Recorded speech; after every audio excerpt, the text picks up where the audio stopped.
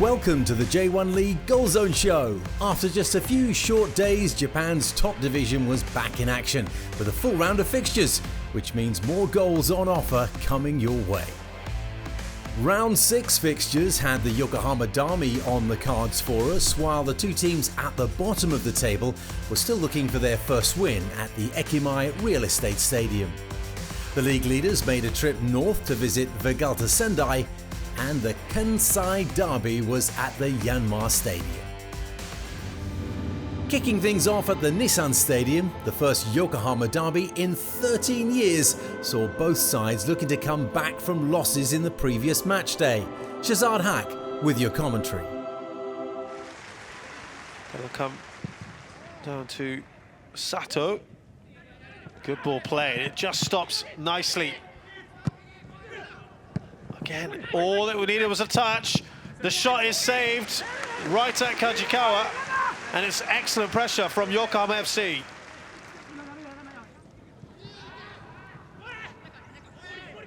Opportunity to get the ball in. Just trying to toe poke that past Kajikawa. And Koki Saito with a decent opportunity.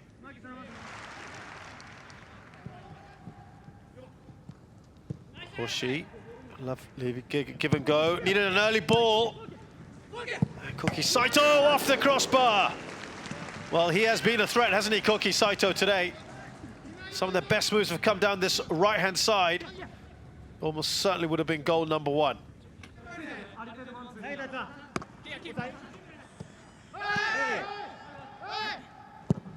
Marcos Jr. with the ball in. It's gone for a lone goal.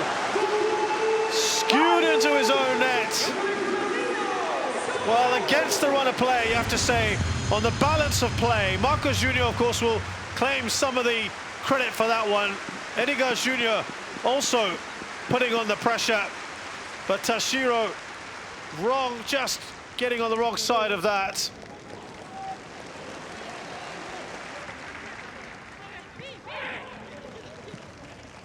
Endo. Now Edgar Jr. Was that onside? It was. The flag stays down, and Edgar scores. Seems to have evaded everyone. Remember, there is no VAR, so the decision is final.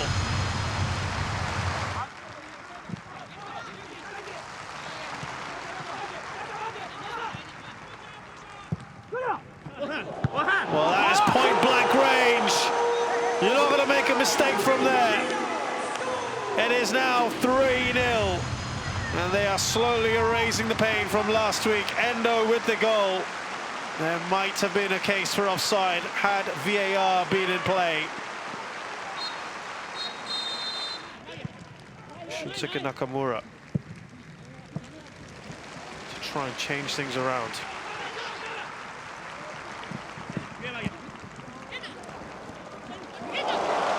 Another chance here. Can they get another one? Edgar Jr. guides it in, and that surely is it. Easy does it. They just looked very poor at the back, right through the legs of Hoshi, and well taken. And I will now play out these final seconds, and the referee surely will blow for full time. Well, the derby started off with a lot of promise, but ended up perhaps in a slightly damp squib after Yokohama capitulated in the second half. Final score at the Nissan Stadium, it's Yokohama F Marinos 4, Yokohama FC 0. Kashima Antlers travelled to the BMW Stadium Hiratsuka on the back of their first win over the weekend. Shonan Belmare had yet to win at all this season and needed to shore up their defensive line.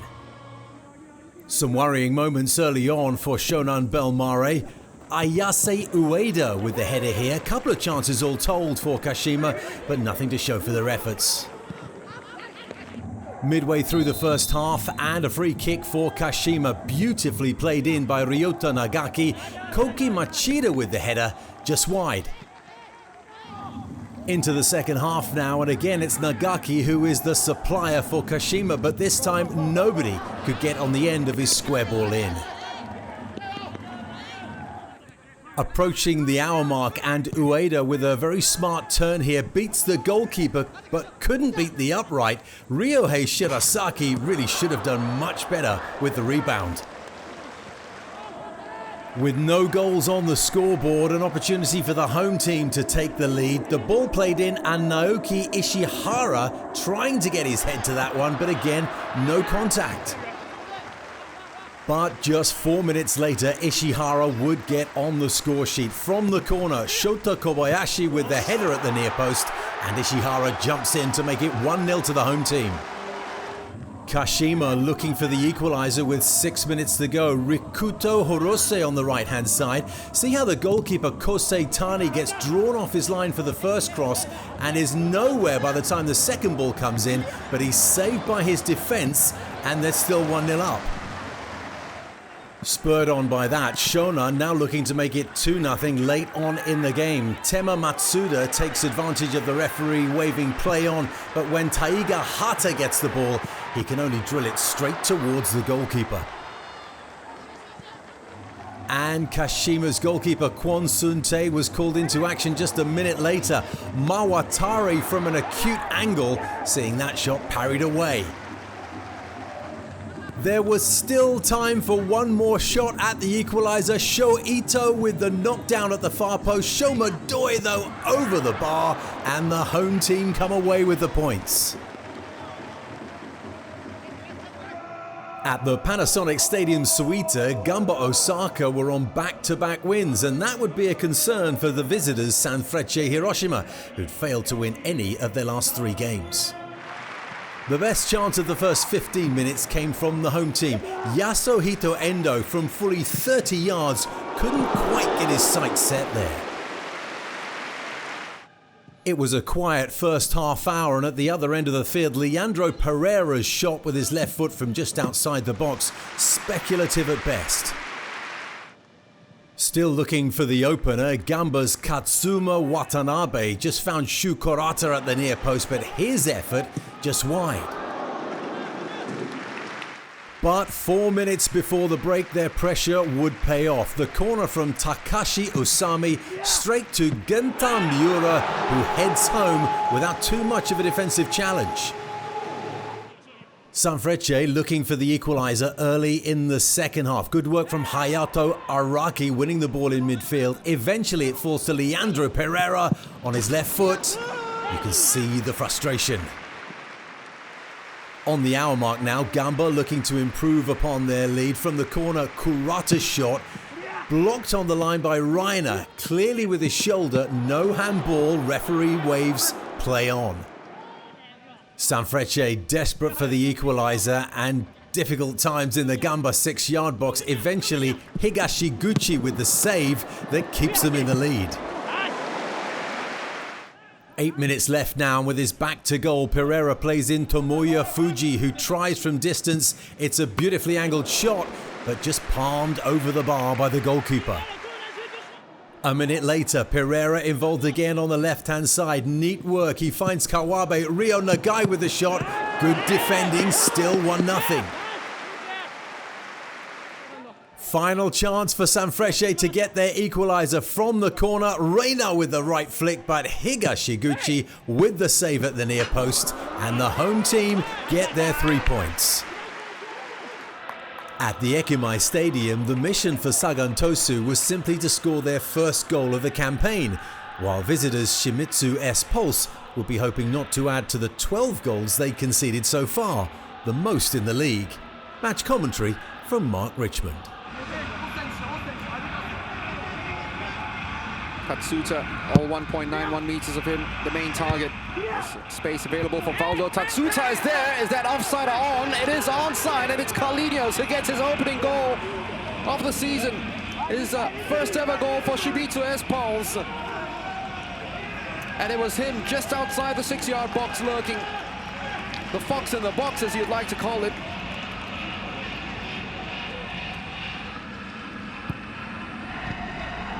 Here's Riki Harakawa. Is she brave enough to take it on? It's Riki Hanakawa! It had to be him! It had to be Riki! Finally, Sagan Tosu score a goal in 2020. And it's their top scorer of 2017 who's bagged it just about under the diving reach of Togo Umeda.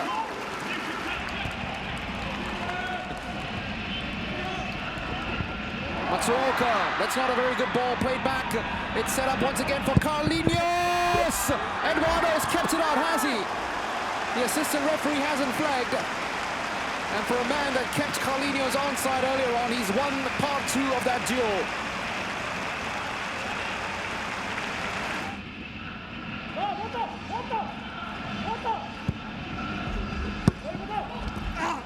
Touch wasn't a very good one by Carlinhos. The ball stolen away from him. Uchida picked his pocket and tries to find a delightful ball. Harakawa went for placement and was narrowly wide. Great work by Yuto Uchida.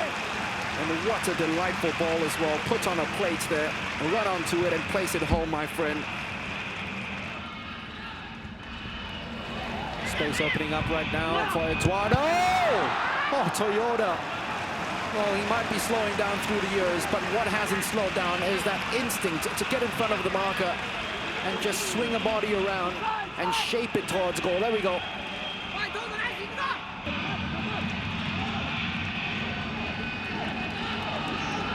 Very good chasing down by An Yong-woo. Okazaki's made a real mess out of it, and Yong-woo denied by a quite splendid save by Umeda.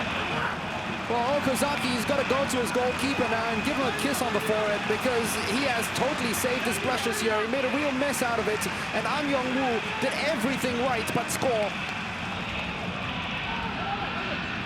And this is Shimizu S-Pulse's first point of the season, their first point under Peter Klimovsky.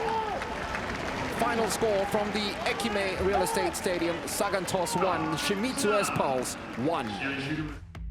That's half-time on the J1 League GOALZONE Show, but when we come back, plenty more highlights as we head to Hokkaido for the first time this season. You're watching the J1 League GOALZONE Show. 5 more matches coming your way as we make a trip to Hokkaido for the first time this season. At the Sapporo Dome, the home side were on a 4-game unbeaten run despite not having played at home because of the COVID situation. They were up against FC Tokyo, coming into this one with high spirits after a big win over Urawa in round 5. Here's Patrick Kinghorn. Komai to Fernandez. Fernandez has looked bright the times he's been involved in the game. Komai beats his man, gets the cross in. Jay Bothroyd is there, backs in and leaves it. Chance for the strike from range, and it's gone through! And we've got the goal! This game badly needed, and it's Daikai Suga right on half-time. All the credit in the world for that build-up to Lucas and Komai. I wouldn't say it's come from nothing, but Komai and Lucas Fernandez did really well. Jay Bothroyd backed into his man and left it, and he had all the time in the world from the edge of the area. Did Daikai Suga, and Sapporo have set up a fascinating second half now.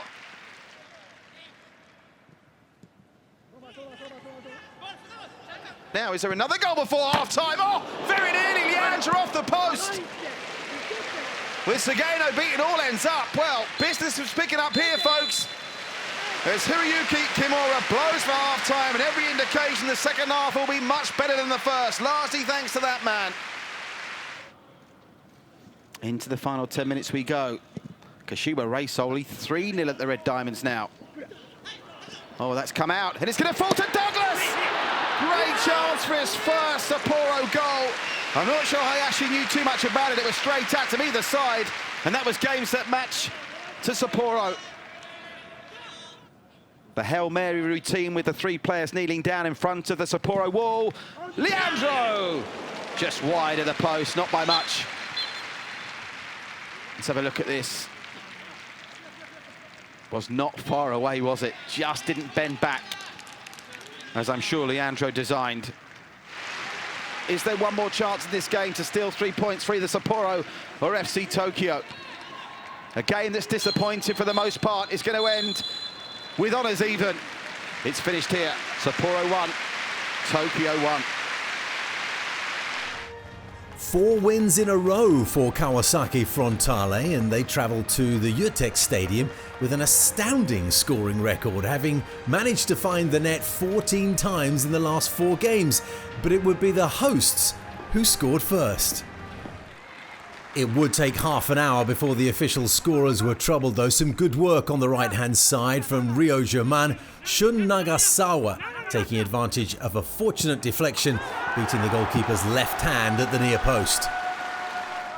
8 minutes later, and Germain was involved again, this time showing great tenacity on the seat of his pants. Eventually, the ball falls to Ryohei Michibuchi, who fully from 35 yards strikes that one into the top corner.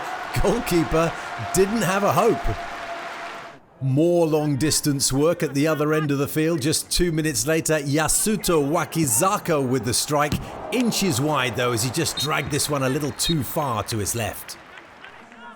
Early in the second half, Kawasaki looking to make amends, and they brought on a substitute, Yu Kobayashi, who almost got an early strike, left foot shot, inches wide. But 12 minutes later, he would get on the score sheet. Some good work on the right-hand side, and what a delicate cross that is from Ryo Hatate. Kobayashi heads in, and they're 2-1 down now. Just a minute later, though, and they would be on level terms. Kobayashi involved again with an intricate 1-2 on the edge of the box. Very fine left foot finish from Miki Yamane. Last time out, Kobayashi had come off the bench to score 2 goals, and he did exactly the same again here. As the ball comes over from the right, a spectacular scissor kick on the volley, and Kawasaki are in front. There was still time for Vegalta Sendai to get back into this one. 15 minutes left, Germain cuts in on the left-hand side, and that one is just deflected off target. Germain involved again just 3 minutes later. On this occasion, he has plenty of time to bring the ball down on his chest, but perhaps too much time, brushing that one into the side netting.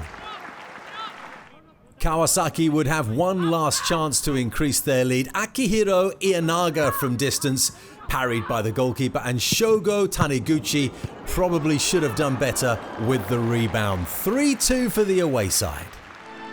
At the Saitama Stadium, Urawa had suffered their first loss over the weekend. Visitors Kashiwa Reysol did well to end their 3-game losing streak and would look to upset the Reds, who'd yet to concede at home. We've seen Kashiwa's Olunga drill some shots in from distance already this season. Here was another, but just wide 18 minutes in.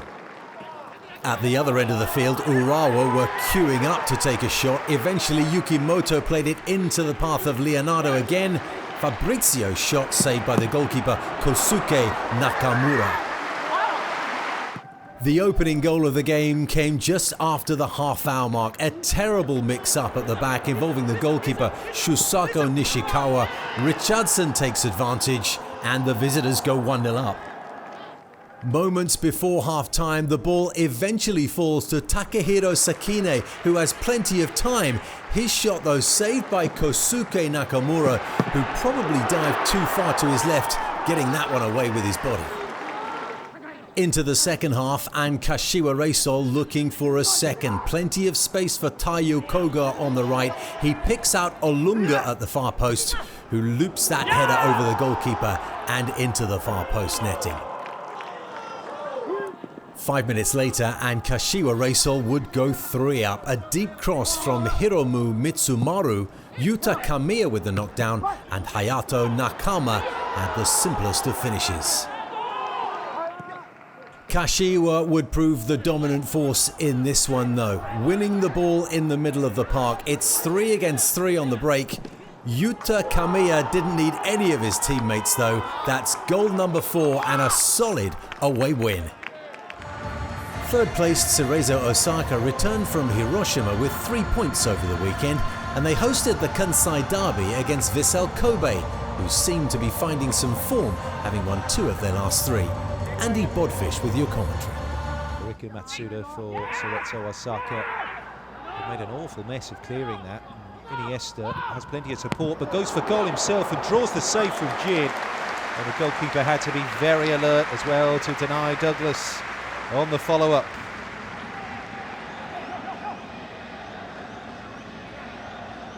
And Jin would have been more troubled. Clip over the top. Takura might be in here. Ken Takura, decent first touch, and Likora saves. Finally a spark. Super ball, and for once Vissel Kobe looked a little flat-footed. There's no question there of Ken Takura having strayed offside. The first touch is excellent, and the way he sorts his feet out there is really quite impressive. Iniesta, step over, drifts past two as if they weren't there. Furuhashi, and another side-footed attempt. Well, it rather reminded me that of Furuhashi's attempt with his right foot side-footed that Jim was able to field. Swinger, oh, good header and a terrific save. What a wonderful block that was. It was Kimoto who connected with a header. Super delivery, and Kimoto crashes that against Likora. The save up onto the bar, and then Joncic can't follow it in and finish it off. Good delivery, good connection, and that's what it's all about.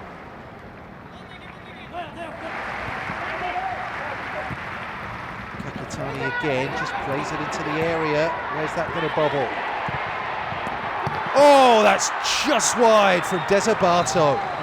Goodness me, he saw the gap there, and I rather fancy he thought he'd done it. It was that close. It's the first draw of the season for Cerezo Osaka. They have been held here by Vissel Kobe, who for large portions, certainly in the first half, looked like the home team. They looked more confident, they looked more enterprising, and they looked more sort of expectant, really, of getting something against the opposition. Final score, Cerezo Osaka 0, Vissel Kobe 0. Undefeated Nagoya Grampus made the trip to the Showa Denko Dome with 2 clean sheets in a row, and that meant the hosts Oita Trinita would find it tough to get anything out of this game. Midway through the first half, and that outswinging left-footed corner finds Taguchi Yonemoto, his header tipped very well away by Shun Takagi. The opening goal would come just after the half-hour mark. Yutaka Yoshida heavily involved, playing the ball in there to Mateus, who finds Yoshida again, and with his right foot he drills that one in along the ground to the far post. Early into the second half, and Nagoya Grampus looking for a second, Mateus drives in that free kick. It takes a number of defensive touches, but in the end it's Yuichi Maruyama who gets the second goal of the game. They would get a third goal though. This is in the 73rd minute, some really good feet inside the box. Eventually, Takuji Yonemoto gets the ball and drives that one home. The slightest of touches, but that's 3-0. In many ways, Oita Trinita really deserved a consolation goal, if only because of the quality of that free kick. Kazuki Fujimoto drawing the save from the goalkeeper. 3-0 it ended to the visitors. And so to summarise, champions Marinos reigned supreme in Yokohama with a 4-0 win. Shonan Bellmare finally secured their first win of the season. Sagan and S-Pulse ended their recent run of losses with a draw, with FC Tokyo also sharing the points in Hokkaido. Leaders Frontale came back from 2 goals down to maintain their unbeaten record, as did Nagoya, who put 3 past Oita for all 3 points. Kawasaki strengthened their lead at the top with 16 points then, while Nagoya move into second with their 3rd straight win. FC Tokyo and both Osaka teams are behind them, level on 13 points. Another big win for Kashiwa puts them up in 7th. A derby win for the Marinos moves them up to 11th, level on points with Sanfrecce and Oita. Shonan slowly move up after their first win, but a point wasn't enough to lift Shimizu S-Pulse off the bottom. That's the end of another edition of the J1 League GOALZONE Show. We hope you enjoyed all of the action from round 6. We'll be back with you in just a few days. My name's Steve Dawson. and we'll see you next time.